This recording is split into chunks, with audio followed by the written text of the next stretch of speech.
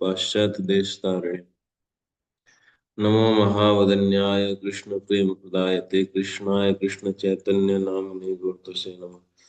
हे कृष्ण करुणा सिंधु दीन बंधु जगतपते गोपेश गोपिका कांत श्रीराधा कांत नमस्तुते। जयतां सुमृतो पंगुर्मंगलं निर्गति मत्सर्वस्व पदाम्भोजौ श्रीराधा मदन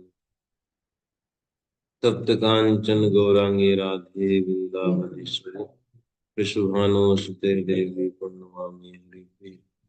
वाञ्छाकल्पतरुभ्यश्च कृपा सिन्धुभ्यः एव च पतितानां पावनेभ्यो वैष्णवेभ्यो नमो नमः। जय श्री कृष्ण चैतन्य प्रभु नित्यानंद श्री अद्वैत गदाधर शिवासादि गौरभक्तवृंद। हरे कृष्ण कृष्ण कृष्ण हरे हरे हरे राम राम राम हरे हरे।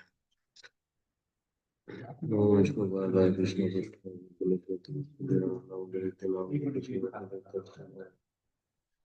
राधा सर्वभक्तानां सर्वक्षण राधा कृष्ण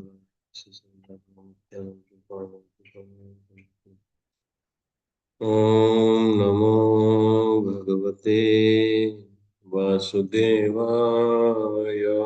नारायणं नमस्कृत्यं नरं चैव नरोत्तमं देवीं सरस्वतीं व्यासं ततो जयम् उदीरयेत्। नष्टप्रायेषु भद्रेषु नित्यं भागवत सेवया भगवती उत्तमा श्लोके भक्तिर्भवति नैष्टिकी। कृष्णाय वासुदेवाय देवकी नंदनाय च नन्दगोपकुमाराय गोविन्दाय नमो नमः। नमः पंकजनाभाय नमः पंकजमालिने नमः पंकजनेत्राय नमस्ते पंकजांग्रे। हरे कृष्णा। हम लोग पढ़ रहे हैं श्रीमद् भागवतम दसम स्कंद 31वां अध्याय श्लोक संख्या 6। तो ऊपर से देखो 5 श्लोकों में। ते जन्मना ब्रजः अधिकम जयति। तुम्हारे जन्म से ब्रज इस पृथ्वी की अपेक्षा या समस्त लोगों की अपेक्षा या वैकुंठ की अपेक्षा या पूर्व की अपेक्षा पहले की अपेक्षा अधिक जयति अधिक उत्कर्ष पूर्वक विराजमान है। क्यों ही? क्योंकि अत्र यहाँ वृंदावन में इंदिरा लक्ष्मी देवी शाश्वत निरंतर श्रयत ब्रज को अलंकृत करती हुई सेवा करती हुई निवास कर रही है। इसलिए वैकुंठ में सेवित है लेकिन यहाँ पे सेवा करती है। वैकुंठ में उसकी सेवा होती है। दयित हे प्यारे तावकहा तुम्हारी गोपियां त्वाम विचिन्वते त्वाम दिक्षु विचिन्वते तुमको सभी ओर दिक्षु मतलब सभी दिशाओं में सभी ओर विचिन्वते खोज रही है ढूंढ रही है। त्वयि धृता असौ तुम्हारी प्राप्ति की आशा में ही प्राण धारण किए हुई है। ये या फिर त्वयि असव धृत प्राण तो तुम्हारी प्राणों के विषय आप हैं केवल हम रखी हुई हैं देख रेख करने के लिए। या त्वयि धृत असव या प्राण जो है अपने प्रियतम स्वामी के साथ हैं और आप सुख पूर्वक घूम रहे हैं तो वो भी सुखी हैं। यदि वो इधर रह जाते तो विरहगनी में जो जल करके नष्ट हो जाते हैं। कई एक अर्थ है इसके त्वयि धृत असव। ठीक है। तो दृश्यता कम से कम हमारे दुख को देखो या दर्शन दे दो या दुख को देखो क्योंकि जो परम पर दुख कातर व्यक्ति होता है वो दुख दर्शन के बाद सहायता के लिए पहुंच ही जाता है। ये उनका जो है गूढ़ भाव है इसके पीछे कि हमारे दुख को देखो। और इसमें एक सबसे मुख्य चीज जो है आपको पकड़नी है इस श्लोक में वो ये है कि ताव कहा शब्द जो है इसी के कारण जो है दुख है।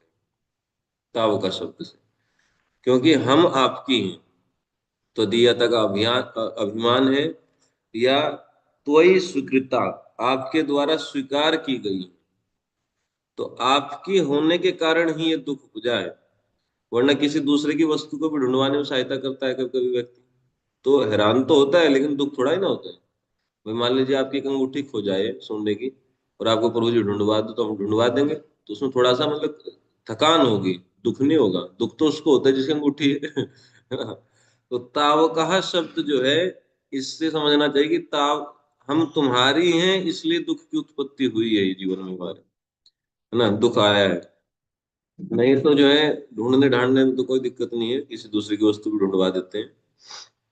तो पहला श्लोक का निष्कर्ष ये निकला कि आप हमारे दुख का कारण, क्यों हमको स्वीकार किए थे, हाँ, आप हमको स्वीकार क्यों किए, ये ताव कहा क्यों बनाए, आपकी अपनी गोपी है ना, तो आप हमारे दुख का कारण है, पहला श्लोक।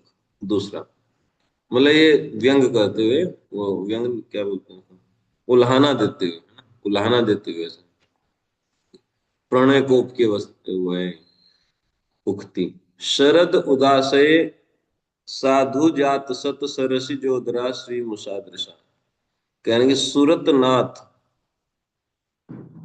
हे हमारे प्रेम पूर्ण हृदय के स्वामी, वरद,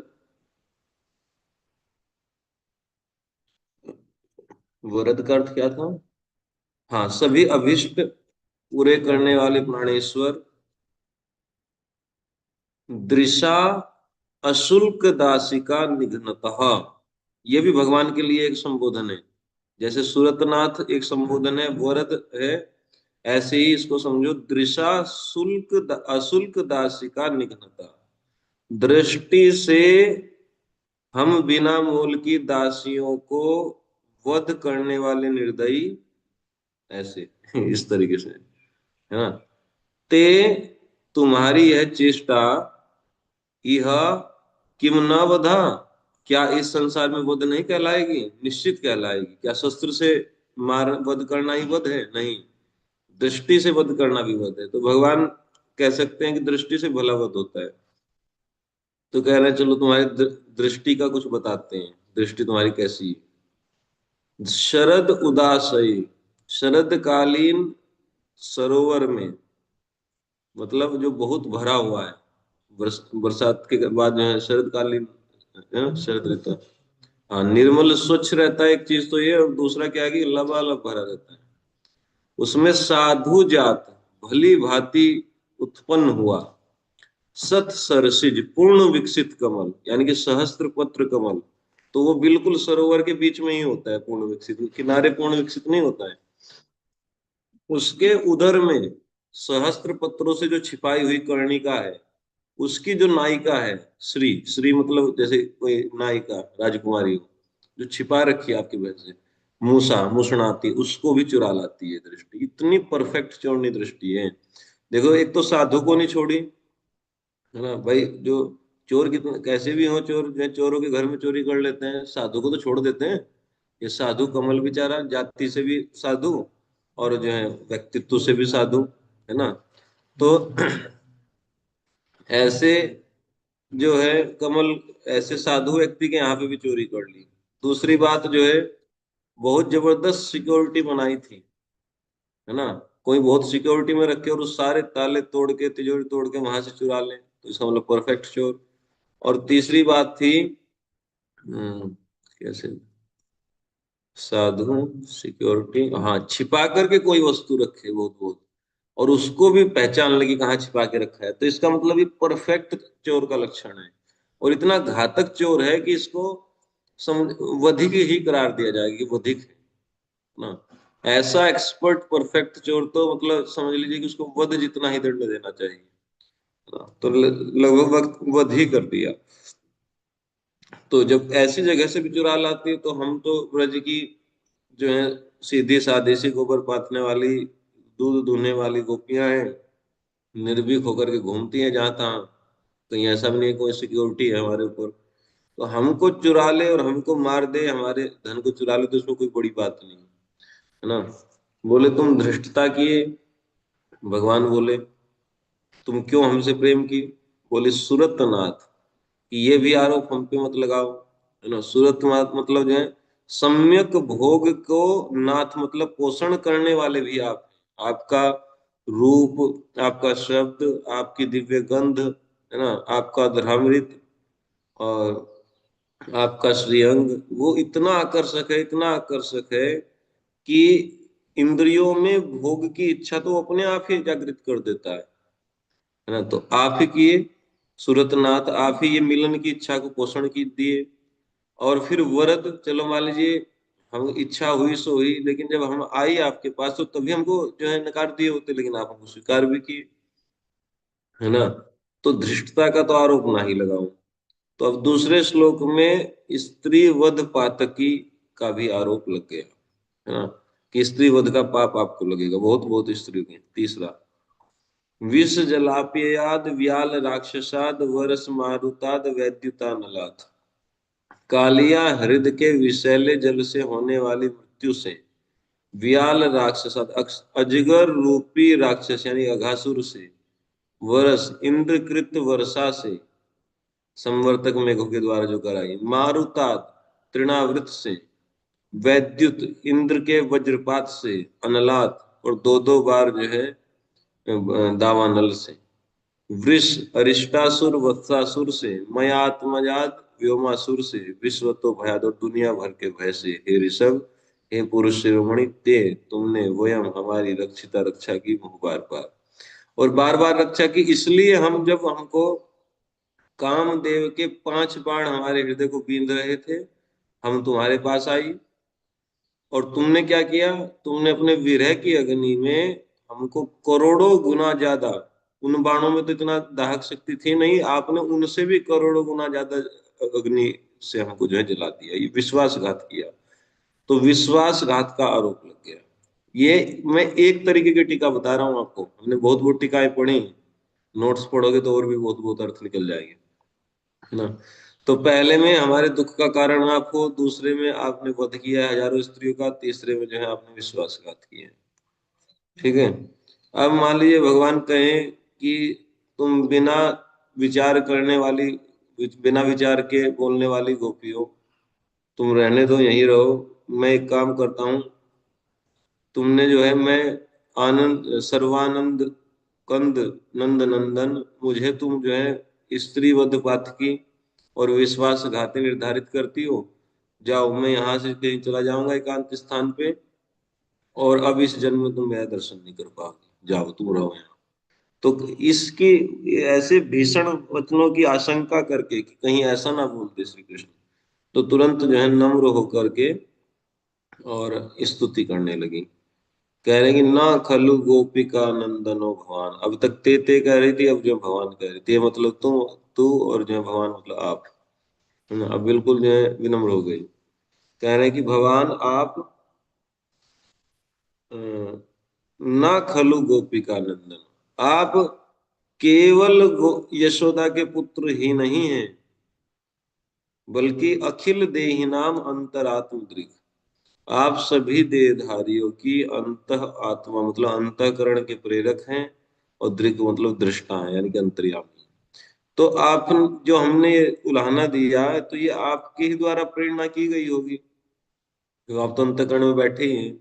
तो इसलिए जो है क्रोध छोड़ दीजिए, प्रसन्न हो जाइए। विखनसा अर्थितो विश्व गुप्तये,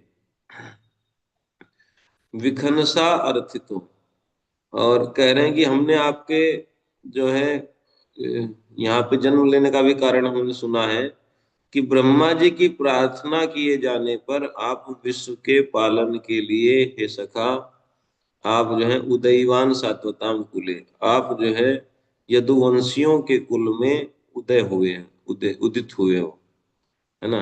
यशोदा के गर्भ रूपी उदयाचल पर आप चंद्रमा के रूप में आप उदित हुए हैं। तो भगवान कहते हैं कि जब तुम सब कुछ जानती हो, तो इतना रुक्ष वचन क्यों बोलती हो, रुखे वचन, कहने सखा, आपने ही हमको सख्य रस के समुद्र में निमज्जन कराया है, स्नान कराया है। तो वो सखा भाव में बोल दिया, आप नाराज मत होइए, पालन करने के लिए आए हो तो पालन करिए विश्व का, और विश्व के अंतर्गत हम भी हैं, तो हमारा भी पालन होना चाहिए। ठीक है, विनम्रता में। चौथा श्लोक, और भी कई एक तरीके से अर्थ था, लेकिन यही एक टिको।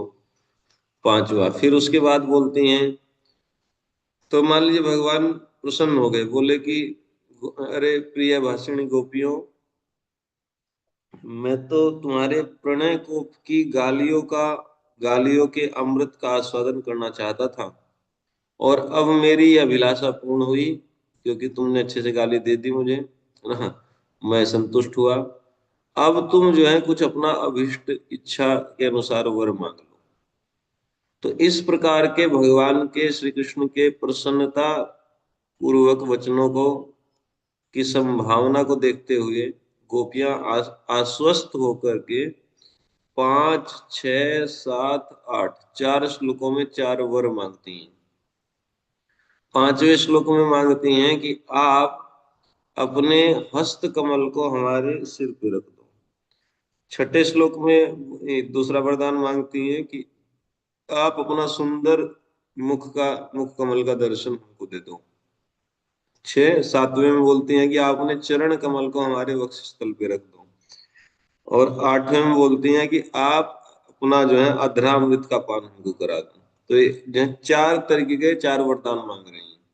तो पांचवा भी हमने पढ़ लिया था। क्या था? देखो पांचवा श्लोक देख लो। विरचिता भयम वृष्णि धूर्यते चरणम ईयुषाम संसृते भयात कर सरोरुहम कांत कामदम शिरसि धेहिनः श्री कर ग्रहण।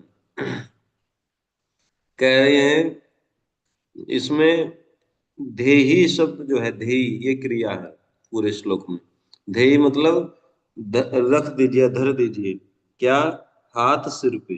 ठीक है ना। सिरसी धेही, सिर पे हाथ जो है क्या कर दीजिए, अर्पित कर दीजिए ना।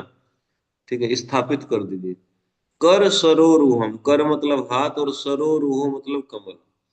हस्त कमल, न मतलब हमारे, शीर्षी मतलब सिर पर, और ढेई का अर्थ है रख दीजिए।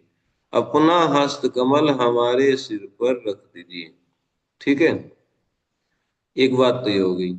दो शब्द हैं भगवान के संबोधन के, वृष्णि धुर्य और कांत। हे वृष्णि धुर्य, हे यदुवंश शिरोमणि, हे कांत मतलब हे प्रियतम।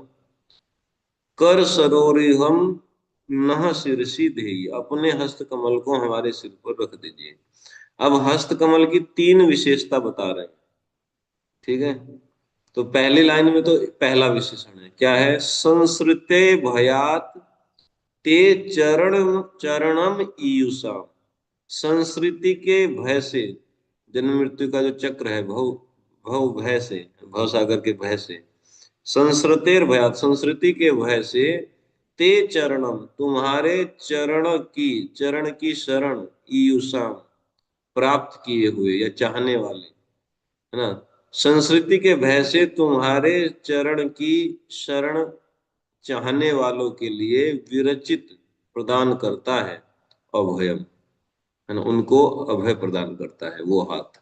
उस हाथ को हमारे सिर पे रख दीजिए। तो पहला विशेषण ये। दूसरा काम दम, समस्त प्रकार के वर प्रदान करने वाला है, ऐसा हाथ हमारे सिर पे रख दीजिए। दो। और तीसरा श्री कर गृहम मतलब लक्ष्मी जी का पाणी ग्रहण करने वाला है, उस हस्त कमल को हमारे सिर पे रख दीजिए। ये इस पे बहुत ज्यादा टीकाएं थी इस श्लोक पे, है ना। ये तो मैंने बताया श्रीधर स्वामी की टीका।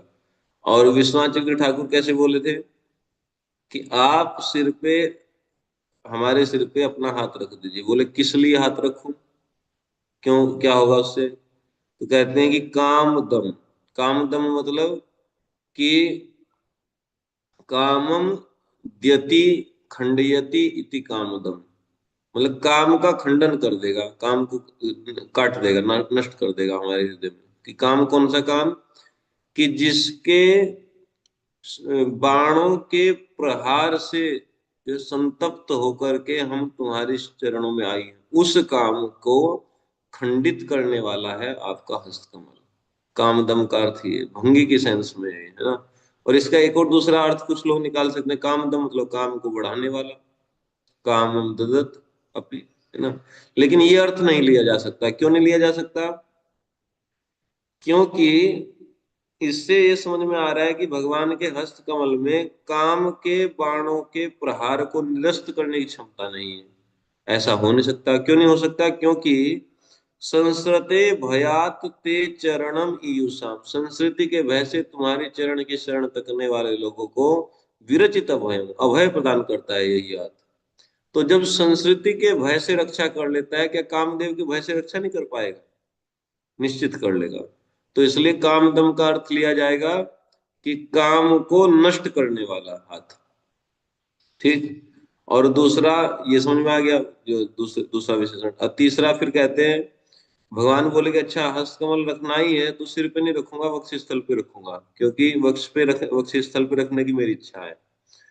तो अगर ऐसा मन में आए, ऐसे कहा कहा नहीं भगवान ने, अगर ऐसा मन में आए तो उसको पहले से ही उस भावना को निरस्त करने के लिए श्री कर ग्रहम, तीसरा विशेषण, कि लक्ष्मी जी तो तुम्हारी पत्नी है, श्री कर, लक्ष्मी जी के दोनों हाथों के द्वारा ग्रसित जो हाथ है अपना, है ना, भगवान को कह रहे हैं कि यदि आप जो है लक्ष्मी जी के भी वक्ष स्थल पे रखना चाहें इस हाथ को, तो लक्ष्मी जी दोनों हाथों से इस हाथ को क्या कर देगी, इसको जो है प्रतिरोध करेगी, इसको रोकेगी, है ना, ग्रसित कर देगी। तो श्री कर ग्रहण, तो जब तुम्हारी पत्नी तुम्हारे अब हाथ को जो है अपने वक्ष स्थल पे नहीं रखवा सकती, तो हम तो कैसे रखवा सकते, सिर पे ही रखिए, है ना। तो ये है पांचवे का अर्थ। तो और भी कई एक अर्थ थे। एक जीव गोस्वामी का अर्थ था कि क्या था, फिर तो हम जाएंगे नहीं अपने श्लोक पे अगर यही पढ़ाता रहा तो। जीव गोस्वामी का याद है, दो तरीके से अर्थ किए थे, कि अभयम मतलब मोक्ष देने वाला है, कामदम मतलब धर्म अर्थ काम और भक्ति देने वाला है, और श्री कर ग्रह मतलब भगवान जो है वो क्या है, रसिक शेखर हैं और अपने प्रिय जनों के प्रेम के वशीभूत हैं। तो ये गुण भगवान के प्रकट हो रहे हैं इन सब विशेषणों से, है ना। तो उत्तर उत्तर श्रेष्ठ है ना ये। विरचिता भयम से श्रेष्ठ विशेषण है कामदम, और इससे श्रेष्ठ है श्री कर ग्रहम। ठीक है ना। वह विरचिता भयम तो मोक्ष प्रदान करने वाला भगवान का गुण प्रकट हो रहा है। कामदम में धर्म अर्थ काम, जो अच्छा, मोक्ष में का अर्थ ठीक है, चलो, देने वाला तो ये इससे श्रेष्ठ। और श्रीकर ग्रह में भक्ति भी दे दिया कामदम में, श्रीकर ग्रह में रसिकता और प्रेमी जनों के वशीभूत होना, तो ये और भी श्रेष्ठ। ठीक है ना, ये प्रेम भक्ति में चला गया। ठीक है ना। अच्छा, इसमें अब पूछा जाएगा भाई गोपियां ऐसा कैसे बोल रही हैं, गोपियों को कौन से मोक्ष की और धर्म काम की जरूरत है। तो मोक्ष मतलब रस संपत्ति की निर्विघ्न वृद्धि के लिए, है ना, विविध दुखों की परंपरा को नष्ट करने वाले हैं। ठीक है, मोक्ष का मतलब ये है रस संपत्ति की वृद्धि में कोई बाधा ना आए, जो रस की वृद्धि हो रही है ना, इसका मतलब मोक्ष है। और धर्म अर्थ काम क्या है, प्रेम साधन में जो उपयोगी है उतना। ठीक है।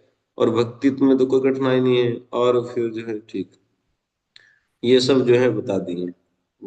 एक तो अर्थ ये हुआ, दूसरा अर्थ क्या था, दूसरा भी कुछ अर्थ था ना, जीव गोस्वामी क्या किए थे, पांचवा श्लोक देखो।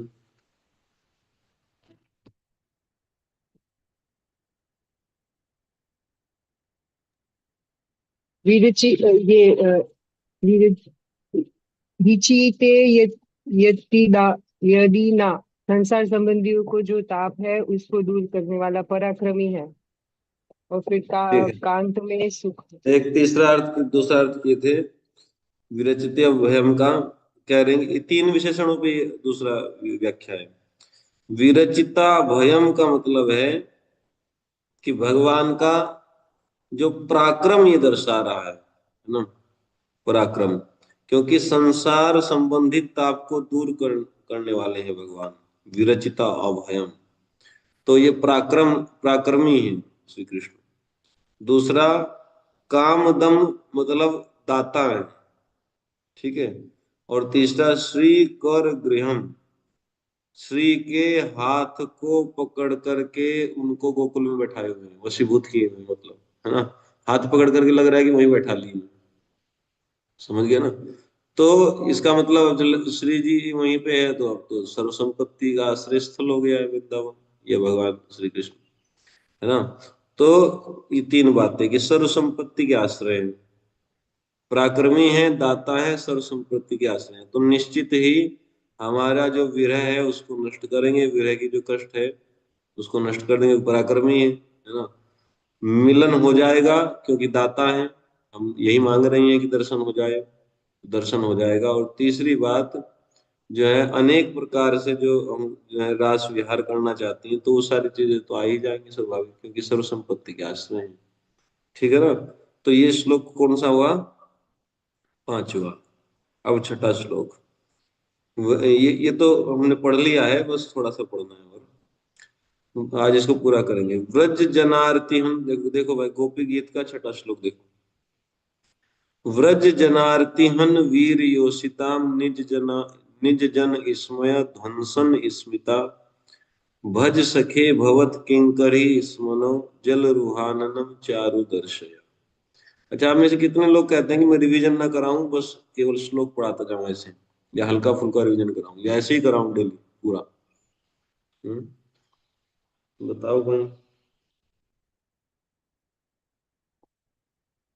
क्या होना चाहिए?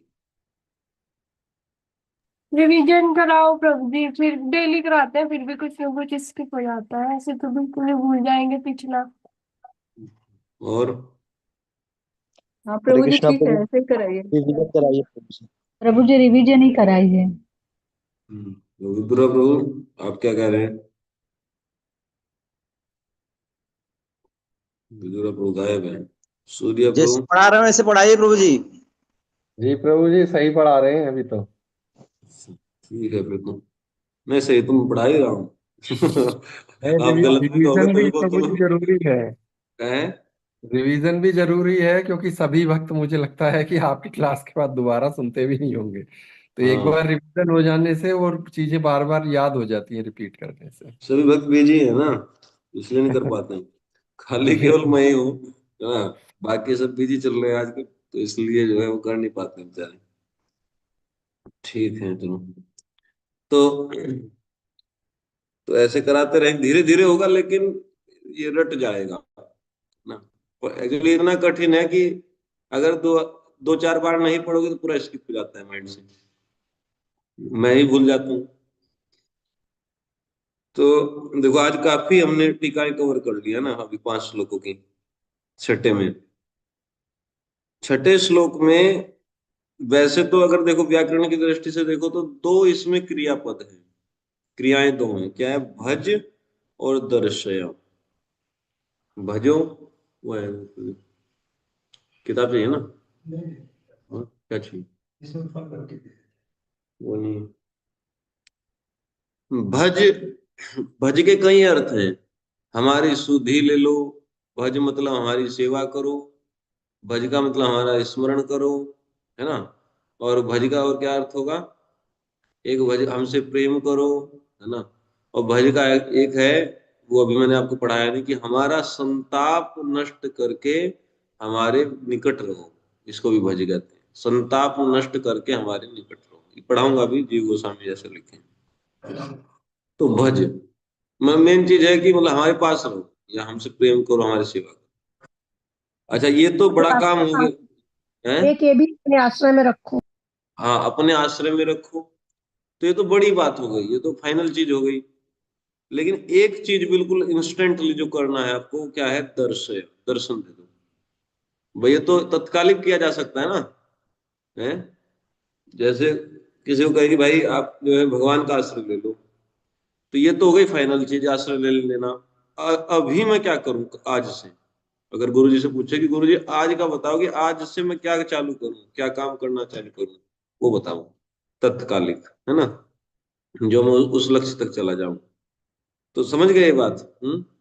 तो दो क्रियापद हैं इसमें, भज और दर्शय। लेकिन मुख्य है दर्शन देना, है ना। वो तो बाद की बात है कि भजोगे कि नहीं भजोगे, है ना। तो भजने का मतलब भजन करना नहीं है, जैसा हमारा एक संस्कार बना हुआ है। भज शब्द का क्या है कि भाई हरे कृष्ण करना है ना। तो भगवान ऐसे गोपी गोपी गोपी गोपी ऐसा नहीं करने को कह रहे हैं कि जब करो मेरा। भज के अर्थ मैंने आपको बता दिए। हमको आश्रय में रखो, हमसे प्रेम करो, है ना। हमारी सुधि ले लो, हमारा स्मरण करो, हमारे संताप हर के हमारे निकट रहो। और दूसरा है कि अपना मुख कमल का दर्शन दे दो, है ना, दर्शन कराओ। अच्छा, ये हो गया। किस चीज का दर्शन कराना है?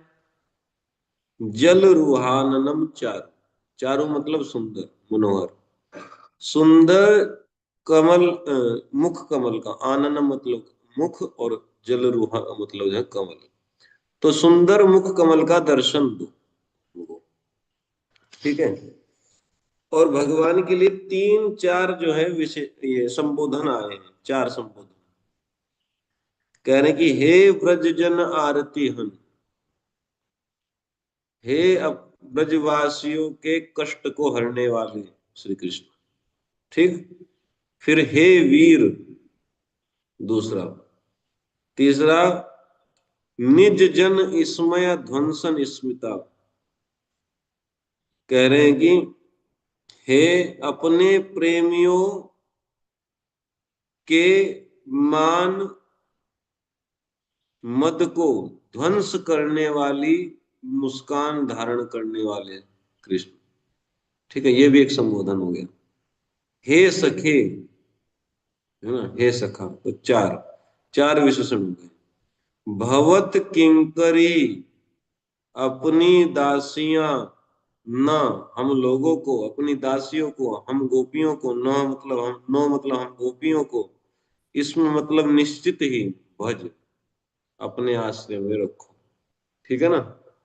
और ये रखो चाहे ना रखो, जब रखोगे रखना, लेकिन जल रुहाननम चारु दर्शया, अभी तत्काल में अपने सुंदर मुख कमल का दर्शन तो करा दो, ठीक है। आगे अब बताओ, श्लोक समझ में आया कि नहीं? ये आप भी जो है खाली घूम रहे हैं। कितने लोग हैं जिसको कुछ भी नहीं समझ में आया, जीरो बट्टा है मामला भी है? विकास रूम जीरो चल रहा है क्या? नहीं प्रभु जी, समझ रहे हैं। दो चार रन बना देंगे एक ओवर में, जी प्रभु अगर जी। अवसर दिया जाए आपको भी बैटिंग करने का, तो दो चार मार्क्स वो निकल जाएंगे रन। जी ठीक है, फिर तो छठा श्लोक ये हो गया ना। अब इसका हम अर्थ किए, बस 5 मिनट और रुक जाओ तो हम फिर आज की क्लास पे आ जाएंगे, है ना। आज की क्लास चल जाएगी फिर, ये भी रिवीजन चल रहा है। श्रीधर स्वामी क्या कहते हैं, निज जन इसमय ध्वंसन स्मिता पे टीका करते हैं, कहने की निज जना या इसमय गर्व, आपके निज जनों का जो गर्व है, तस्य ध्वंसन, उसके ध्वंस, ध्वंसनम मतलब नाशकम, उसका नाशक है स्मितम यस्य, मुस्कान है जिसकी, है ना। बहुव्रीहि समास है, जैसे गजानन, गज जैसा मुख है जिसका, ठीक है ना। दशानन, 10 मुख हैं जिसके, ऐसा ना, मतलब रावण। तो ऐसे निज जन इसमया ध्वंसन स्मिता, कह रहे हैं कि निज जन इसमय, अपने जनों का जो गर्व है उसको नाश करने वाली मुस्कान है जिसकी, कौन है वो? श्री कृष्ण, ठीक है। हाँ, तो तथा भूत हे सके, ऐसे हे सके,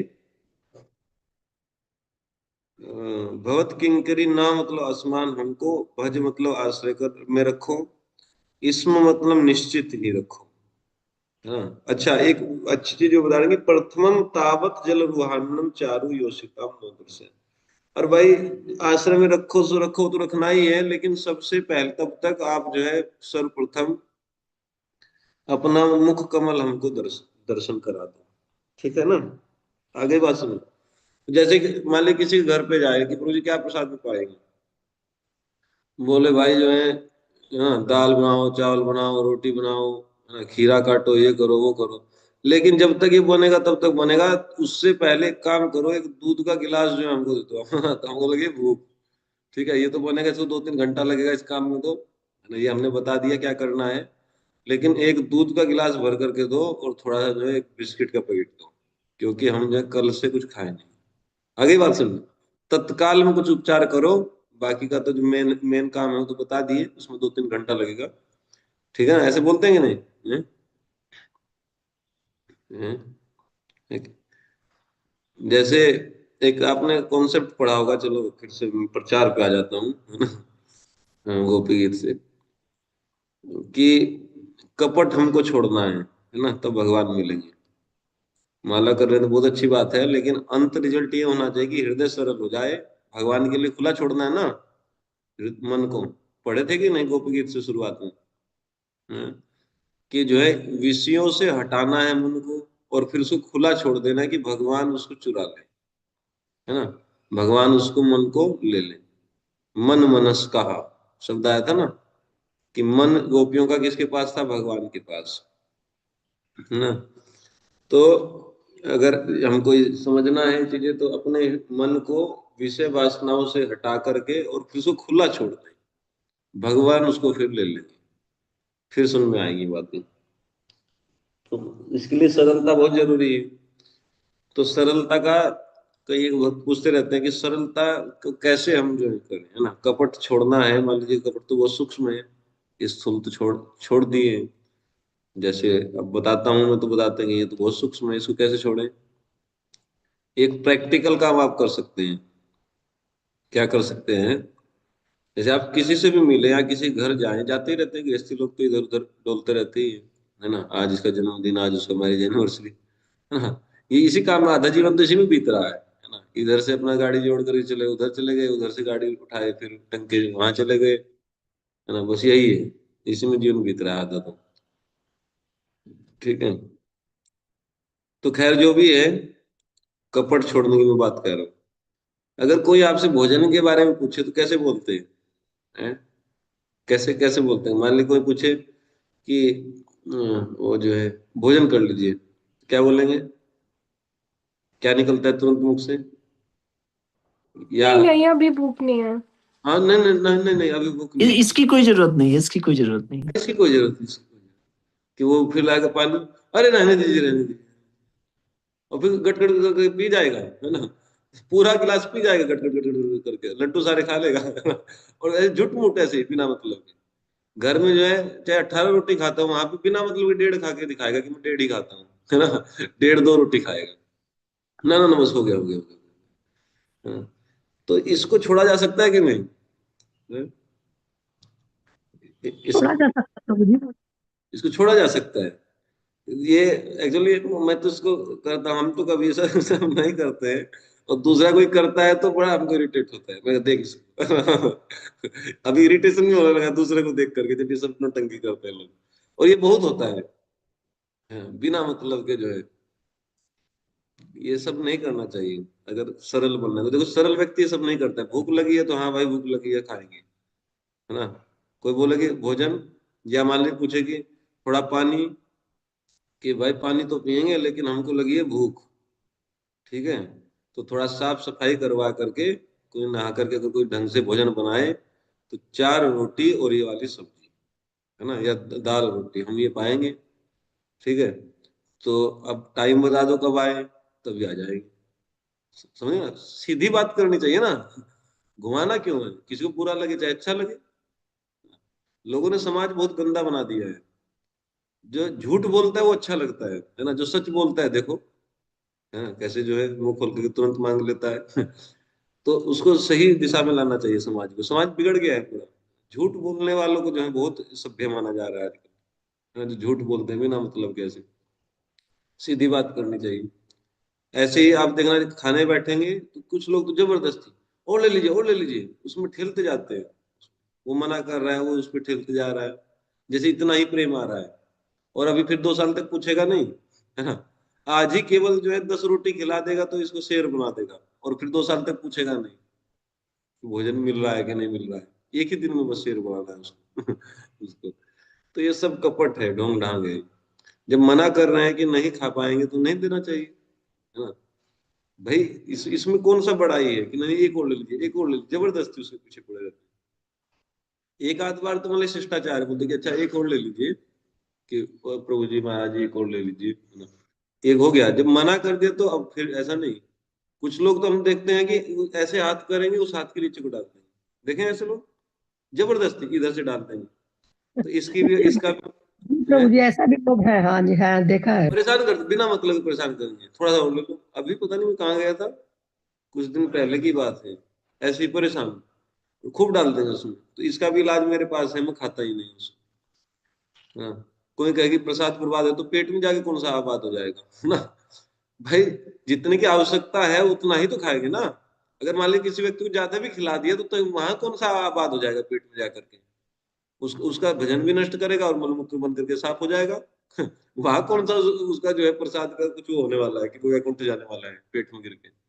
इससे अच्छा जो है भाई छोड़ो इसको, कोई और खाएगा, भैंस खाएगी, है ना। तो इसलिए ये नहीं सोचना। कुछ लोगों में ये धारणा है कि अगर मान लीजिए ज्यादा किसी ने डाल दिया जबरदस्ती, अभी खाना ही पड़ेगा। क्यों खाना पड़ेगा? अगर पाप लगना भी होगा तो उसको लगेगा ना, जो बर्बाद कर रहा है। आपको क्यों लगेगा? और आप उसको जबरदस्ती खाएंगे तो क्या होगा?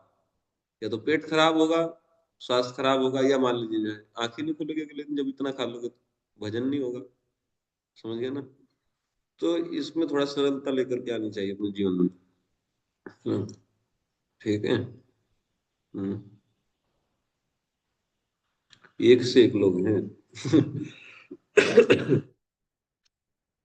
एक भक्त से यहाँ मिले हैं सुरभि दास, एक भक्त है। उनसे आप मिल करके देखो ना। मैं भी आज तक समझ नहीं पाया दो लोगों को अपने जीवन में। ठीक है। एक यहाँ पे गोविंद गोपाल दास, है ना, और एक है सूरदास। दो ये ऐसे जो है भक्त है कि मैं मेरी बुद्धि फेल मार गई इनको समझने में, है ना। क्या गजब है। देख लो, बाहर से ऐसे लगेंगे जैसे पक्के वैष्णव है ना। ऐसा गाएंगे और ऐसा बोलेंगे गर्दन घुमा घुमा करके भगवान के गुणों को और उसको, है ना। भगवान की बहुत याद आती है। और उनका व्यवहार ऐसा है, क्या मीठा बोलने वाले हैं, खूब मीठा बोलते हैं जैसे फूल झड़ रहे हो मुख से। हम्म, खैर, तो कौन से श्लोक पे हम लोग हैं? छठे पे। तो ये छठा श्लोक हो गया ना। अब इसके बाद विश्वनाथ चक्रवर्ती ठाकुर क्या कहते हैं देखो। श्लोक देखते रहो, उसी से पता चल जाएगा। कह रहे हैं योषिताम मध्ये ते ब्रज जना तेसाम आरती हंति। तो योषिताम को ब्रजजन आरती हन के साथ जोड़ती है। विश्वनाथ चक्रवर्ती ठाकुर बोलते हैं कि योषिताओं में, स्त्रियों में जो आपकी ब्रजवासिन गोपियां हैं, उनका जो कष्ट है, तेसाम आरती, उसका जो कष्ट है। कष्ट क्या है? कंदर्प के सर प्रहार जनित कष्ट है। कामदेव ने जो बाण का प्रहार किया है उससे कष्ट जो उत्पन्न हुआ है, वो वाला कष्ट, ठीक है, उसको नष्ट करने वाले हैं। इसका मतलब ये हुआ कि जो अन्य स्त्रियां हैं, है ना, योषिता मध्य बात हुई है ना, ब्रजजना, जो अन्य स्त्रियां हैं ब्रजवासिनी गोपियों के अतिरिक्त, उनका जो कष्ट है, उनको भी कष्ट है। उनको भी कामदेव के बाण जो है प्रहार कर रहे हैं उनके हृदय में, है ना, आपका वेणुवाद सुन के, है ना, वेणुवादन। लेकिन उनका आप जो नहीं करते हैं कष्ट, ठीक है। 10:35 प्रमाण है। सिद्धों की पत्नियां वायुयान से जो है चलती हैं, और जब वेणुनाद सुनती हैं तो वो मूर्छित हो जाती हैं। अपनी नीवी भी नहीं बांधने की उनको जो है फुर्सत रहती है, ठीक है ना। नीवी मतलब जो साड़ी के ऊपर बेल्ट बांधती है, साड़ी भी बेचारी खुल जाती है किसी की तो। लेकिन वो जो है सो ऐसे जो है मूर्छित हो जाती है। तो उनके जो पति होती हैं सिद्ध जो है वो संभालते होंगे, लेकिन आप उनकी परवाह नहीं करते, ठीक है। आपने तो केवल जो है गोपियों का ठेका लिया कि गोपियों का जो है आप उनका कष्ट हटाते हैं, है ना। ब्रज गोपिन है जो, आई बात समझ में, ठीक है। अच्छा, उसके बाद फिर कहते हैं हे वीर।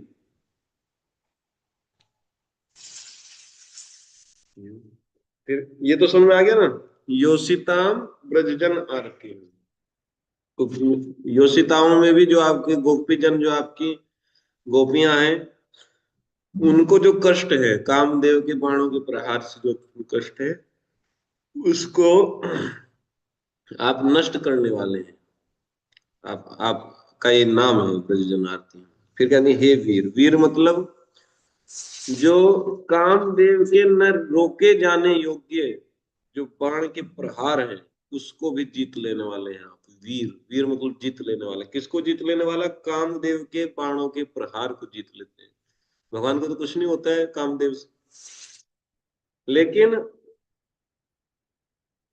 हम लोगों में जो सौभाग्य के कारण गर्व उत्पन्न हुआ है, हमारा सौभाग्य है कि आपके साथ हमको जो है क्रीड़ा का अवसर मिला, तो उससे जो गर्व उत्पन्न हुआ, और वाम लक्षण मान, कल मैंने बताया था वाम लक्षण क्या होता है ना? मान, गर्व तो मान लीजिए ठीक है हो जाता है व्यक्ति को, लेकिन मान नहीं होना चाहिए, है ना? अब ऐसा नहीं है कि अकड़ करके चलने लगे। ठीक है सौभाग्य थोड़ा सा गर्व हो जाता है, लेकिन जो ऐसा नहीं कि जो है पढ़ के चलना लगे, बातचीत में गड़बड़ होने लगी। तो लेकिन हमारे में वो भी हुआ, हम जो है कुछ से कुछ कहने लगे आपको, तो इसको नहीं सहन कर पाते हैं हम। जब आप कामदेव के बाणों के प्रहार को जीत सकते हैं, तो क्या हमारे सौभाग्य से उदित गर्व और मान को, इसको नहीं आप सहन कर पा रहे, तो कैसे वीर हैं आप? ठीक है, ये अर्थ है इसका, वीर का। ठीक है, अच्छा फिर कह रहे हैं कि निज जना स्मया ध्वंसन स्मिता। कह रहे हैं चलो मान लीजिए सहन नहीं कर पाए, पहली तो बात ये आप वीर हैं, आपको सहन कर लेना चाहिए हमारे मान को, हमारे गर्व को। और अगर नहीं भी सहन कर पाए, तो फिर भी आप तो अपने प्रेमी जनों के गर्व को नष्ट करने वाली मुस्कान रखते हैं, तो थोड़ा मुस्कुरा ही देते तभी नष्ट हो जाते हैं ये तो। इसमें अंतर्ध्यान होने की क्या जरूरत है ना? पॉइंट ये है कि यहाँ से आप अंतर्ध्यान क्यों हो गए? मान लीजिए गर्व को नष्ट ही करना था, तो आप तो अगर मुस्कुरा भी दें तो अपने प्रेमी जनों का मान मर्दन कर देते हैं। पहले तो आप वीर हैं, है ना? सबसे पहले तो आप ब्रज जन आरती हैं, है ना? और हम गोपियां हैं ब्रज की, सभी स्त्रियों का तो आपको पता नहीं कि आपने कॉन्ट्रैक्ट लिए कि नहीं, कम से कम जो ब्रजवासिनी गोपियां हैं उनके कष्ट को तो हरो। कष्ट क्या है? कामदेव के बाणों के प्रहार से जो कष्ट है, यानी कि मिल जाओ हमसे, है ना? काम शांत हो जाएगा। और दूसरी बात, आप वीर हैं, आप तो बाणों के प्रहार को जो जीत लेने वाले हैं कामदेव के, है ना? आप पे तो कोई असर पड़ता नहीं है, तो क्या हमारे इस मान गर्व सौभाग्य से उदित हुए गर्व और मान को, इसको नहीं सहन कर पा रहे थे? कैसे वीर हो? अब भगवान कहेंगे ठीक है अब गलती हो गई, नहीं सहन हुआ, तो अब क्या करें? तो अब कम से कम जो मुस्कुरा दो, मुस्कुरा करके मतलब दर्शन दे दो, दर्शन दोगे मुस्कुराओगे तो उसी से मान मर्दन हो जाएगा। ठीक है, ये हुआ। अब भगवान तुरंत बोले कि वरम शीघ्रम प्रणता, तुरंत से वर मांगो, है ना? क्या वरदान मांगना चाहती हो मांगो। तो कहते हैं कि भवत किंकरी अस्मान भज, भवत किंकरी, ये शब्द है ना, भवत किंकरी भज, अपनी दासियों को भजो। न, नो, नो भी मतलब है, न मतलब हमको। ठीक है, अपनी दासियों को यानी कि हमको भजो, हमारी सेवा करो। तो भगवान बोले रे, कहती हो कि तुम जो है हमारी दासी हो, और इस प्रकार से अपनी सेवा सेवा की आज्ञा, उल्टी आज्ञा देती हो। सेवा हमारी करना चाहिए कि हम तुम्हारी सेवा करें? कहती है भगवत किंकरी, भगवत किंकरी बोल रही हो, और स्व परिचरणे किम इति आज्ञा अप्य अधवे, ऐसी उल्टी आज्ञा क्यों देती हो? तो गोपियां जो है डर गई, सोची कि कहीं नाराज ना हो जाए, है ना? इस प्रकार से भयभीत होकर के गोपियों ने कहा हे सख, कि सख्य प्रीति में हमने आपको आज्ञा दी है। सख्य प्रेम है ना, सखा है, एक सखा दूसरे सखा को कुछ बोल ही देते, जब पानी लेके बोल देते, तो इसका मतलब ये थोड़ा ही है कि हम कोई आज्ञा दी है ना? दास समझ करके आज्ञा नहीं दे, सखा है तो आपकी किंकरी, लेकिन सख्य भाव भी है, तो ऐसा कह दिए कि हमारी थोड़ा सेवा करो, है ना? तो आप नाराज मत होइए, क्षमा करिए। तो भगवान बोले कि तर ही ब्रुत किम व परिचरण, तब प्रसन्न होकर कृष्ण बोले कि तो बताओ तुम्हारी क्या सेवा की जाए, है ना? ब्रुत किम तव वह परिचरण, तो तब बोलते जल रुहाननम चारु दर्शय, अपने सुंदर मुख कमल का दर्शन दे दो। बोलो समझ में आ गया कि नहीं? यह है विश्वनाथ चंद्र ठाकुर का मंत्री। अब इसके बाद जो है जीव गोस्वामी,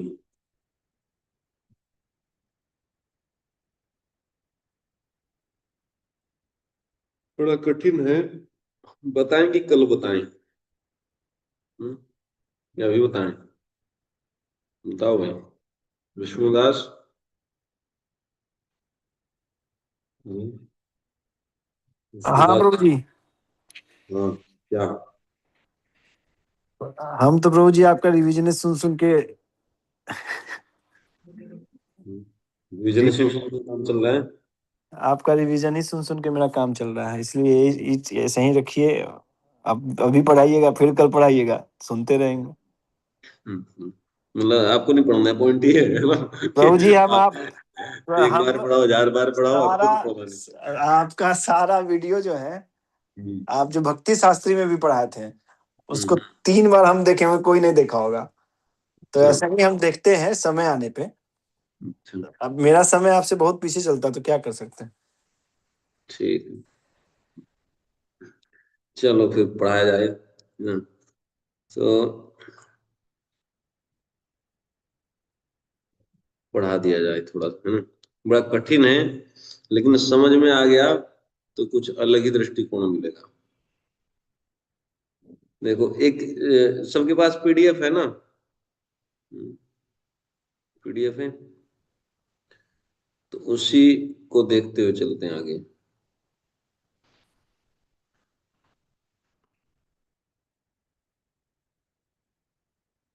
कौन सा श्लोक? हम्म, एवं, देखो, इसको बाद में मैं इकट्ठा कर दूंगा, कल कर दूंगा, है ना। अब केवल इसी से पढ़ते चलो, टीका से। बिखरा बिखरा सा लगेगा ये, जो थोड़ा सा 10-15 मिनट जो पढ़ाने वाला हूँ, लेकिन कल इसको जो है कंसाइज करके आप कैप्सूल के रूप में दे दिया जाएगा। एवं वैयग्रेण आदौ अंगीकार मात्रम प्रार्थ्या अभिष्ट विशेषान प्रार्थयन्ते त्रिभी। कह रहे हैं कि इस प्रकार व्यग्रता में, तेजी तेजी में, ठीक है। देखो, ना खलु गोपी का इसमें स्तुति की थी, और फिर तुरंत भगवान ने बोला कि वर मांगो। तो जल्दी जल्दी में, व्यग्रता में, शुरुआत में जो है 5वें श्लोक में क्या की? आदाव मतलब शुरू, प्रारंभ में, व्यग्रेण व्यग्रेणात आदाव, आदाव मतलब प्रारंभ में, प्रारंभ में मतलब 5वें श्लोक में। अंगीकार मात्रम प्रार्थ्या, कि अंगीकार कर लो, बस यही तो कहा था ना कि सिर पे हाथ रखते हो, है ना। ठीक है, अंगीकार को स्वीकार करने की प्रार्थना। आगे बात सुनो, ठीक है। जैसे कोई व्यक्ति आकर के तुरंत बोलोगी बताओ क्या जरूरत है, तो व्यग्रता में तुरंत बताओ क्या जरूरत है। तो व्यग्रता में बस बिल्कुल कुछ हल्की सी चीज मांग लेता है व्यक्ति, है ना। लेकिन विचार करने पर तो बहुत बहुत इच्छाएं आने लगती हैं। होता है कि नहीं ऐसा, है? जैसे मान लीजिए किसी को बहुत भूख लगी है, हाँ, बहुत भूख लगी है, तो तब तक कोई पूछे कि गुरु जी प्रसाद में क्या पाएंगे? अरे भाई दाल भात खिला दो, आप वो दाल भात खिला दो, बहुत भूखे, मैं 2 दिन से दाल भात क्यों बना। और जब खाने बैठे तब, यार रबड़ी होती तो और अच्छा होता। ठीक है, अगर नींबू पानी होता तो और भी अच्छा होता, थोड़ा पापड़ और छान लेते, वो भी ठीक रहता, खीरा और थोड़ा काट दो एक। हाँ, तो फिर अच्छी अच्छी उसमें इच्छाएं आ गई। तो व्यग्रता में शुरुआत में जब व्यक्ति ताप महसूस करता है, तो कुछ इन जनरल, कुछ हल्का सा प्रार्थना कर लेता है, लेकिन बाद में फिर विशेषता आने लगती है कि होता है कि नहीं ऐसा, है? जैसे कि प्रभु जी वृंदावन में बस एक छोटा सा घर हो जाता तो ब्रजवास हो जाता। पहले तो यही होता ना, एक छोटा सा बस जो है सर ढकने का, प्रभु जी बस एक हो जाए, है ना। हम तो बस ये चाहते हैं कि छोटा सा कुछ प्लॉट उलॉट कहीं हाथ हो जाए, एक सर ढकने का बस, है ना। ऐसा। और फिर उनके घर पे जाकर के देखना, 4 ट्राली सामान की निकलेगी, हाँ। इतना इतना सामान जुटा लेते हैं, कहीं वॉशिंग मशीन, तो कहीं पलंग, और कहीं गद्दे, और तमाम चीजें भर डालेंगे उसमें, 4-5 जो है ट्राली भरेगी एक ही कमरे में से। ठीक है। तो ये होता है, तो शुरुआत में व्यक्ति ऐसा बोलता है ना, बाद में बात अलग होती है। होता है ना ऐसे, शुरू शुरू में वृंदावन में जब जाते हैं ना, तो कोई भक्त मिलता है और प्रभु क्या कर रहे हैं, प्रभु जी बस भक्तों की सेवा के लिए घर बना रहे हैं। ऐसे बोलते हैं कि वैष्णव सेवा हो जाएगा, घर बना रहे हैं, है ना। प्रभु जी बस आप ही लोगों का है सब कुछ, है ना। और आप जैसे वैष्णव आएंगे तो कितना बढ़िया रहेगा, भक्त लोग रहेंगे। तो जब तक बनता नहीं है तब तक भक्तों का रहता है, और जब बन जाता है तो फिर फिर वो किराए पे चढ़ जाता है ना। जब बन जाता है तो किराए पे चढ़ जाता है, भक्त नहीं आते। एक बार एक व्यक्ति ऐसे ही बोल रहा था वृंदावन महाराज को कि महाराज हमारी इच्छा है कि जो है हर महीना ऐसी कथा हो। उसे घर पे कथा थी, बहुत पैसे वाला है, वृंदावन में रहता है। तो बोले कि हाँ कथा तो हो जाएगी, लेकिन एक फ्लोर जो है विद्यार्थियों के लिए आपको अगर दें तो हो जाएगी कथा ना। उनके उसके लिए हम आज आ ही जाया करेंगे। विद्यार्थी बाहर रहते हैं, कुछ कुछ भक्त हैं जो बाहर बेचारे किराए पे लेके रहते हैं, कैसे कैसे करके पैसा दे के चुकाते हैं। और शास्त्र विद्यार्थी मतलब शास्त्र पढ़ने वाले विद्यार्थी है ना, वो स्कूल वाले नहीं। तो बहुत सारे भक्त हैं इसको उनके जो बाहर किराए पे कमरा लेकर के और शास्त्र पढ़ते हैं, है ना। तो ऐसे कई एक थे, 8-10 थे। तो मैं भी उनमें से एक था। तो मैं भी रहता था। तो बोले कि विद्यार्थियों के लिए एक फ्लोर कर दोगे तो ठीक है, फिर उनके बहाने जो है वही जाएगी कथा। कि नहीं नहीं महाराज, जो है एक फ्लोर पूरा विद्यार्थियों के लिए रहेगा, एक फ्लोर भक्त साधु सेवा के लिए एक पूरा फ्लोर रहेगा। कि वो तो तब तक ही रहेगा ना जब तक बनेगा नहीं मकान। जब मकान तैयार हो जाएगा तब तो नहीं रहेगा ना। तो है वो चारों तरफ को देखने लगा कि ब्रज में ये नियम है। बोले क्या कि गृहस्थी लोग जब घर बनाते हैं, जब तक घर तैयार नहीं होता है तब तक एक फ्लोर साधुओं का होता है, जब तक मिस्त्री लगे रहते हैं ना। और जब बन के तैयार हो जाता है तो वो फ्लोर भी किराए पे चढ़ जाता है। तो सब लोग हंसने लगे। महाराज इतने बुद्धिमान है, बिल्कुल नब्ज पकड़ लेते हैं आदमी की। ऐसा ही होता है, वास्तव में ऐसा ही होता है। 2-3 का तो मैं भी देख लिया, 3-4 का बल्कि। हाँ विष्णु प्रभु भी भक्तों के लिए बनाने वाले हैं, विकास प्रभु भी जो है भक्तों के लिए लिए हैं। चित्तौड़ प्रभु तो एक वृंदावन में बता रहे हैं कि भक्तों का सेवा होगा, और एक इधर बरसाना में होगा। ठीक है। और एक एक हम तो 2-3 लोग और बोले हैं कि प्रभु जी एक कमरा आपके लिए रहेगा। मैंने कहा ठीक है, चैतन्य विहार में एक बन रहा है मेरा, और एक उधर बन रहा है। ना, इधर गौरी गोपाल आश्रम की तरफ बना था एक फ्लोर मेरा, एक दिन 2 साल पहले बना था, अभी तक मैं गया नहीं उसको देखने के लिए। ठीक है ना, माता जी फिटाई नहीं, मुझे बोल रहे थे कि प्रभु जी आपके लिए ही है ऊपर वाला एक। मैं कहा ठीक है। तो भाई हमारे 2-3 फ्लैट तो बरसाना में बनने वाले हैं। मेरा मेरा वाला तो आपको लगेगा कि आपका है, आप ही को बनवाना हो खड़ा होके। हाँ तो देख लेंगे। अभी जो है, अभी कुछ बिगड़ा थोड़ा है ना, देख लेंगे। जब पत्नी आएगी ना तुम्हारी, है ना, तो फिर बोलोगे प्रभु जी जो है घर हरे में थोड़ा कृष्णा सा। प्रभु जी। हाँ, कह रहे प्रभु जी थोड़ा सा अगर आप वहां जाना चाहेंगे कुशीनगर, प्रभु जी चले आपके साथ। ऐसे बोलेगा फिर तो। चले प्रभु जी कुशीनगर आपके साथ, आप छोड़ के आए।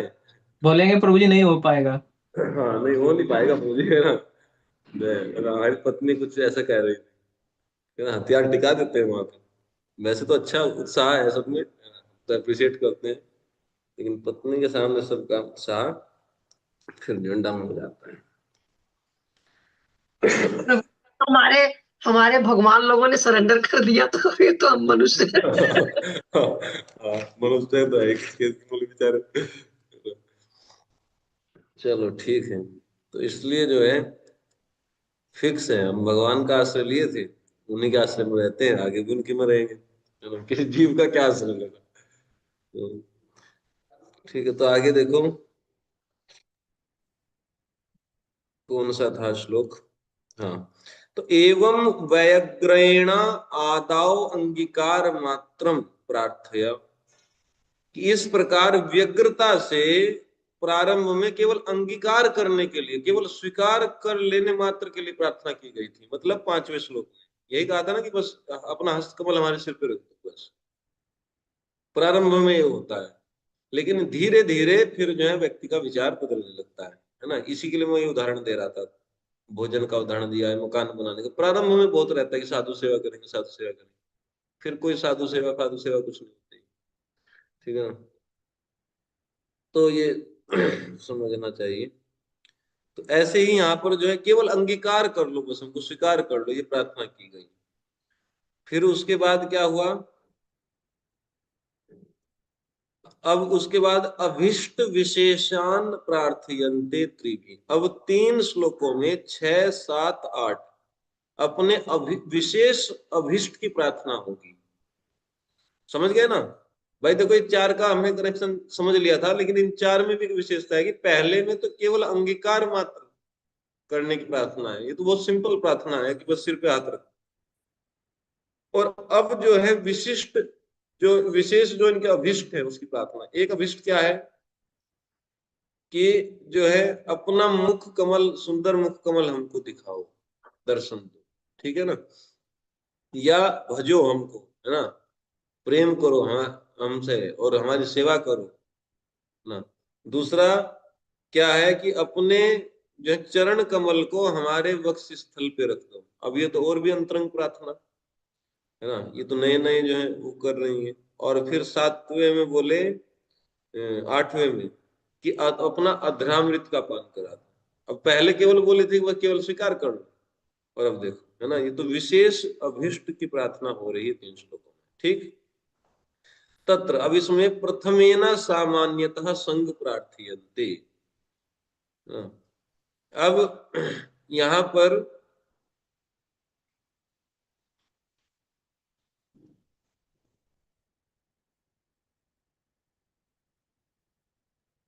ब्रजेति, अब इसमें 6ठे श्लोक में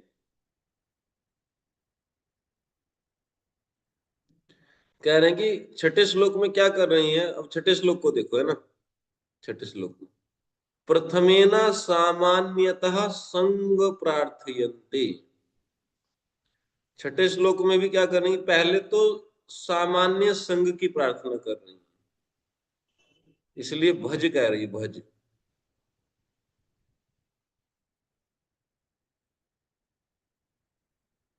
अच्छा ठीक है।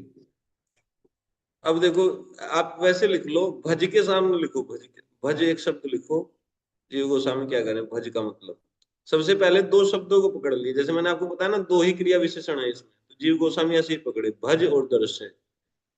भज में लिखते हैं अस्मत् दुख प्रतिकुर्वन निकटे तिष्ठ। हिंदी में लिख सकते हैं कि हमारे दुख को नष्ट करते हुए हमारे पास रहो। हमारे दुख को नष्ट करते हुए हमारे पास रहो, मतलब दुख को नष्ट कर दो और जो है हमारे पास ही रहो, ठीक है ना। भज का अर्थ ही है। आगे बात सुन, बोला है कि नहीं। और कह रहे अहो, अरे आसताम तादृशो अपनी मनोरथा, इस मनोरथ को भी अभी रहने दो। प्रथमम तावत चारु मनोहरम जल रुहु तुल्यम आननम अपितर से, तब तक पहले आप एक काम करो, अपने मनोहर कमल रूपी मुख का दर्शन करा दो, ठीक है ना। ये है इसका अर्थ। तो भज का मतलब क्या है कि हमारे दुख का प्रतिकार कर, प्रतिकुर्वन निकटे तिष्ठा, हमारे दुख को नष्ट करते हुए हमारे साथ निकट रहो। तो ये है पहला तो प्रार्थना। और कह रहे हैं कि इस प्रकार के मनोरथ को अभी रहने दो पहले, तब तक आप अपना चारु मतलब मनोहर मुख कमल का दर्शन करा। चारु का अर्थ मनोहर कर लो, तब तक अपने मुख कमल का दर्शन, मनोहर मुख कमल का दर्शन करा। इसे समझ में आ गया बात। एक्चुअल में कह रहे भज मतलब दुख नष्ट करके हमारे निकट रहो, अब हमारे दुख हर लो अब विरह के। और ये तो बात की बात है, पहले एक काम करो, अपना मनोहर मुख हमको दिखला दो। तो यही बात मैंने आपको पहले भी बताई है, लेकिन इन्होंने स्पष्ट इन दोनों शब्दों को खींच लिया।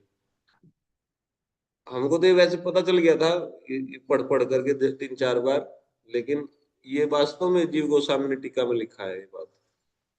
ये वैसे पढ़ करके मुझको आ रहा था सब कि भज और दृश्य 2 धातु, 2 क्रिया है, लेकिन यहाँ पे उन्होंने कमेंट्री ऐसे की। ठीक है, हो गया इतना। हम्म ठीक है, तो दो शब्दों को उठा लिया, अब इसको श्लोक को सीधा कर दिया, आप जो है और डिटेल में कुछ शब्दों को और पढ़ ले। ठीक है, भज मतलब हमारे दुखों को नष्ट करते हुए हमारे पास विराजते रहो। और ये मनोरथ को तो अभी रहने दो, या जब पूरा करोगे तब करोगे। तब तक जो है पहल सर्वप्रथम एक काम करो कि अपना मनोहर जो है कमल रूपी जो मुख है उसको हमको दिखला दो। ठीक, अब इसमें ब्रज जन आरती हन, इस शब्द को लिखो, एक एक शब्द पे टिका है। तो दो शब्द अभी उठे हैं बस केवल, है ना, भज और क्या उठा था,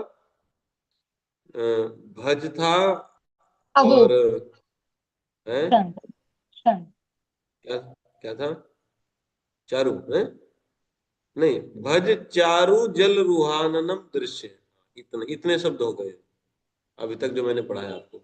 भज और दृश्य तो प्रमुख हैं, लेकिन इसमें और शब्द भी श्लोक के इकट्ठा हो गए। भज, हमको भजो, हाँ, नह भज करके भी आ सकता है, और चारु जल रुहाननम अपि दृश्य। ठीक, अब ब्रजजन आरती हन, इसका क्या ये रोल है इसमें श्लोक में। ब्रजजन आरती हन में लिख रहे हैं भजनस्य योगत्वम उक्तम, कि हम भजन के योग्य हैं। हिंदी में लिखो, है ना, ब्रजजन आरती हन से क्या पता पड़ रहा है कि भजन के योग्य हैं आप। सॉरी, इसमें ऐसा लिखो कि रुको,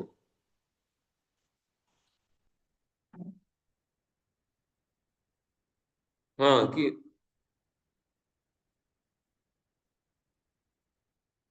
आप भजन के योग्य हैं कि हम, हाँ भाई, निकट तो हमारे ही रहना है ना। भजन का अर्थ यहाँ पे समझ रहे हैं आप, हमारे दुख दूर करके हमारे निकट रहो, इसको कहते हैं भजन, है ना, भज। तो हम भजने के योग्य हैं, ऐसे ऐसे लिखो, है ना, कि इससे क्या पता पड़ रहा है ब्रजजन आरती हम से, कि हम भजने के योग्य हैं। क्यों, अन्यथा हमारी अंत्य दशा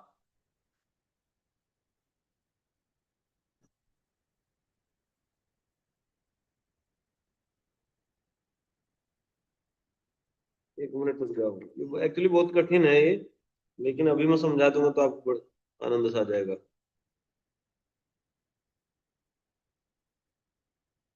ठीक है, आपत्तियां मतलब आप पहुंचिए, अन्यथा हम मृत्यु के निकट आप पहुंची हैं, अंत दशा के निकट आप पहुंची है, और इससे आपका आरती हनन की असिद्धि हो जाएगी। क्योंकि श्लोक में शब्द में क्या है, ब्रजजन आरती हन, आरती का हनन करने वाले हैं आप ब्रजजनों की। ठीक है, तो इस शब्द से ये दर्शाया जा रहा है कि हम जो है भजने के योग्य हैं। क्यों, क्योंकि हम अपनी अंत्य दशा पे के निकट आ गए, मृत्यु के निकट आ पहुंचे हम लोग, है ना। और अगर ऐसा हो गया तो आपकी जो आरती हनन की जो डिग्री आपको मिली है इसकी असिद्धि हो जाएगी।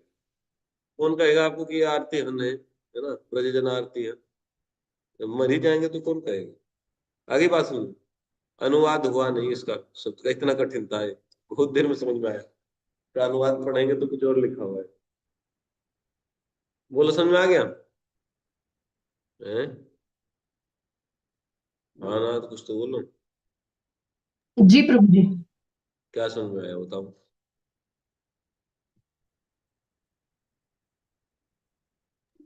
हम भजने के योग्य हैं, क्यों क्यों, अन्यथा हम मृत्यु के निकट आ पहुंची हैं। अगर ऐसा हो गया अगर ऐसा हो गया है तो आपकी अर्तिहन की योग्यता नष्ट हो जाएगी। समझ गया जनार्तिहन ना, नहीं है। कुछ समझ रहे हैं ये चीज, है ना। म्यूट करिए, म्यूट। तो ये समझ गए ना, भजनस्य योग्यत्वम उक्तम, ब्रजजन आरती हन शब्द से समझ में आया भाई क्या इसका रोल है। क्योंकि भजने के लिए और दर्शन देने के लिए बोल दिया है गोपियों ने, तो ब्रजजन आरती हन शब्द से संबोधन क्यों कर रही है, इसका क्या इफेक्ट पड़ रहा है। इसका इफेक्ट ये पड़ रहा है कि आप जो है जन आरती हन, ब्रजवासियों के कष्ट का हनन करने वाले हैं, तो हम अपनी अंत्य दशा के निकट आ पहुंची हैं, है ना। इससे क्या होगा, आपका आरती हनन की सिद्धि असिद्धि हो जाएगी, है ना। आरती हनन की क्या हो जाएगी, असिद्धि, फेल हो जाएगा ये आपका जो ये योग्यता है आपकी, है ना। ठीक है, तो भजन हमारी भजने के योग्य है ना। आप हमारा जो है दुख दूर करके हमारे निकट रहो। बोलो समझ में आ गया कि नहीं, अब बताओ। ठीक है, कठिन था लेकिन बड़ा बढ़िया अर्थ समझा इसके, है ना। ये बड़ा लॉजिकल शब्द है ना, लॉजिकल अर्थ है इसका। ब्रज जन आरती, यही क्यों भगवान को बोला, है ना, ब्रज जन आरती है, क्योंकि हम अंतिम दशा में चल रहे हैं अपनी, बस मृत्यु के निकट हैं। अगर अभी भी हमारी रक्षा नहीं की तो हम मर जाएंगे, और आपका ये आरती हनन का जो डिग्री लिए फिर तो ये सब बेकार बेकार हो जाएगा। ठीक है, तो इसलिए हम योग्य हैं भजने के। आप हमारा भजन करिए। भजन मतलब दुख को दूर करके हमसे हमारे पास रहिए। ठीक, अच्छा। अब वीर, वीर का अर्थ क्या है? वीर का अर्थ है अदेयस्य। देखो श्लोक में, देखो उसमें टीका में देखो, वीर इति पढ़ने का तरीका देखो क्या है। वीरेत्य मतलब वीर इति अदेय अस्य अदेयस्य। देखो इसको ऐसे तोड़ेंगे, वीर इति, वीर इस प्रकार कहा गया, है ना। इसका मतलब क्या हुआ, अदेयस्य अपि दान सामर्थ्यम उक्त, है ना। ठीक है, कि अदेय वस्तु का भी दान देने में आपका सामर्थ्य है, जो कोई नहीं दे सकता आप वो भी दे सकते हो। वीर का मतलब ये है। ठीक है, ये भगवान के विषय योग्यता बता रहे हैं।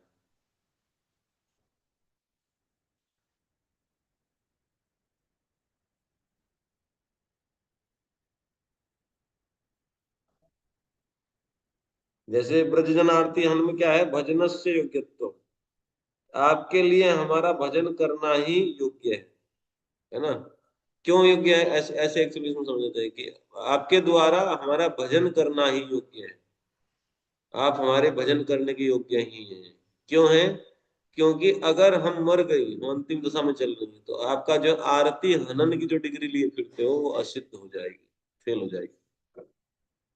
फिर दूसरा शब्द वीर, इससे क्या है कि अदेयस्य, ना देने योग्य वस्तु का भी आप दान करने में सामर्थ्य आपका है, वीर। ठीक, दो चीजें हो गई। फिर इसमें कहते हैं,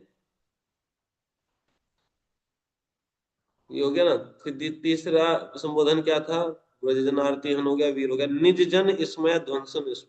ठीक, इसमें कहते हैं निज जन में मतलब निज प्रियाजन। सबसे पहले तो समझो, निज प्रियाजन अपनी प्रियाओं का, स्त्रियों जो गोपियां हैं अपनी निज गोपियां जन, गोपीजन या निज प्रियाजन का जो मान है वो आपकी स्मित केवल मुस्कान मात्र से ही निरस्त हो जाता है। तो फिर उस मान के निरस्त करने के लिए अंतर्धान होना तो कुछ ज्यादा ही नहीं हो गया। ठीक है, ऐसे ही बोले, तद अर्थम अंतर्धानेन धानेना अलम इति, अलम हो गया तो बहुत ज्यादा हो गया। अंतर्धान होने की क्या जरूरत थी, समझ गए ये बात? ठीक है, इसके पीछे ये भाव है, निज जन इसमें ध्वंसन स्मिता के पीछे क्या भाव है कि अपनी निज प्रियाओं का मान जो है आपकी मुस्कान मात्र से निरस्त हो जाता है। तो फिर केवल इस कार्य के लिए कि मान नष्ट करने के लिए जब केवल मुस्कान ही काफी है, तो फिर अंतर्धान तो बहुत कुछ ज्यादा ही कर दिया आप, अंतर्धान मत हुई। बोलो समझ में आ गया कि नहीं? बहुत अच्छा था ये, है ना। ठीक है, ये मुझे अलग ही एक था बार ना। कर दो, एक बार रिपीट कर, थोड़ा सा रिपीट कर। अपनी निज प्रियाओं के मान को तुम्हारी मुस्कान ही नष्ट करने, मुस्कान ही जो है क्या है पर्याप्त है निरस्त करने का के लिए। निज प्रियाओं के मान को निरस्त करने के लिए तुम्हारी जो मुस्कान ही स्मित, वही जो काफी है। इस मुस्कान मात्र से नष्ट हो जाएगा वो। फिर इस कार्य के लिए तुम्हारा अंतर ध्यान होना तो कुछ ज्यादा ही हो गया, ऐसा नहीं आपको करना चाहिए। ठीक है, एक अर्थ ये हुआ निज जन इसमें ध्वंसन स्मिता, इसके पीछे का भाव ये हुआ। देखो ये भाव बता रहे हैं कि ये संबोधन ऐसे क्यों किए जा रहे हैं। जैसे भगवान के लिए मधुसूदन शब्द आता है कहीं पर, अर्जुन बोलता है ना हे मधुसूदन, तो प्रभुपाद जी क्या बताते हैं कि संशय जो है असुर की तरह होते हैं। तो मधु नाम के राक्षस को भगवान मारे थे, हाँ, तो अब अर्जुन के मधुसूदन शब्द के संबोधन के पीछे यही भाव है कि मेरे हृदय में जो है संशय नाम के असुर उठ रहे हैं, तो उनका भी खंडन कर दो, है ना। ऐसे ही हम पढ़ते थे ना भगवत गीता में। तो हर संबोधन के पीछे एक भाव होता है। तो ब्रजजन आरती हन के पीछे भाव समझ गए हैं? ब्रजजन आरती हन के पीछे कि हम अंत्य दशा में चल रहे हैं अपनी, मतलब मृत्यु के बिल्कुल किनारे हैं। अगर कुछ हो जाता है तो आपका जो आरती हनन की जो योग्यता लिए फिरते हो ये नष्ट हो जाएगी। तो इसलिए आपके लिए हम लोगों का भजन करना है बिल्कुल उपयुक्त है। तुरंत करिए भजन, है ना। भजो हमको, मतलब भजो क्या, हमारे दुख दूर करके हमारे पास रहो, वरना ये नाम खराब हो जाएगा आपका ब्रजजन आरती है। ठीक है। दूसरा वीर, वीर मतलब कौन होता है? जो ना देने योग्य वस्तु को भी देने का सामर्थ्य रखता हो। ऐसी वस्तु मांग लो, जैसे गर्दन काट दे दो, तुरंत काट के दे देगा ना, इसको कहते हैं वीर। जैसे विरोचन थे, है ना, प्रहलाद के पुत्र, समझ गए ना। तो ऐसे वीर मतलब ना देने योग्य चीज वस्तु को भी दे दे जो, ठीक है, ऐसे वीर। तो इससे जो है ये है ना, ये ऐसा सामर्थ्य का दर्शाया जा रहा है। मतलब आप ये कह ही नहीं सकते कि असंभव है, आप वीर हैं, कुछ भी असंभव नहीं वीर के लिए। फिर उसके बाद क्या है? निज जन, फिर है निज जन इसमें ध्वंसन स्मिता। तो इसके पीछे क्या भाव है? इसके पीछे ये भाव है, निज जन में पहले तो निज प्रियाजन समझ लो, है ना। अपनी प्रियाओं के मान को, इसमें मान को तुम्हारी मुस्कान मात्र ही निरस्त कर सकती है। केवल तुम्हारी मुस्कान ही उसको निरस्त कर सकती है, कोई बड़ी चीज नहीं। ठीक है ना। तो इसलिए तुम्हारा अंतर ध्यान होना इस कार्य के लिए ये तो बहुत अलम, बहुत ज्यादा है, ऐसा मत करो। ठीक है ना। निज इसके पीछे भाव आ गए ना, बात समझ। इसके पीछे भाव है। और इसके बाद देखना एक और भाव है इसमें, निज जन इसमें ध्वंसन स्मिता, इस शब्द के पीछे एक और भाव है।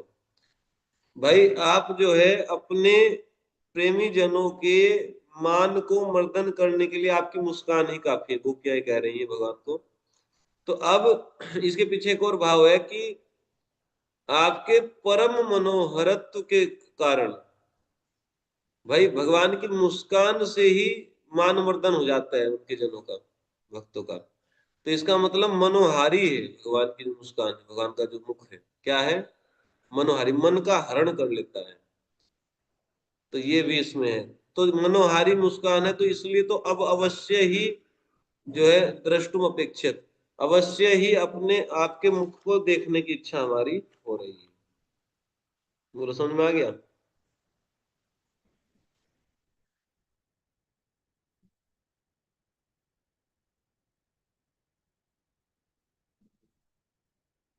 क्या करूं? है? अभी रुक जाइए 5 मिनट।